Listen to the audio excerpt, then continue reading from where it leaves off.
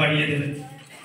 হাততালি দিয়ে আজকের এই অনুষ্ঠানে আপনারা সহজে হাত বাড়াবেন, সকলের সহযোগিতা কামনা করছি।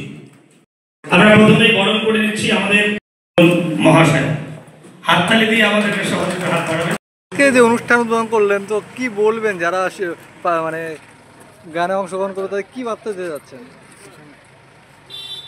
আজকে আমাদের মাননীয় মুখ্যমন্ত্রী শ্রীমতী মমতা বন্দ্যোপাধ্যায় অনুপ্রেরণায় আমাদের ব্লকে ব্লকে ভাবাইয়ে আসছে, তারপরে রাজ্য স্তরে হবে। তাই আজকে যারা প্রতিযোগিতায় অংশগ্রহণ করবেন তারা খুব সুন্দরভাবে অনুষ্ঠানটি করবেন এবং শ্রোতারা শুনবেন, আনন্দ উপভোগ করবেন। এটাই দাস মহাশয়কে করতালির মধ্য দিয়ে আমাদের এই অনুষ্ঠানকে আপনারা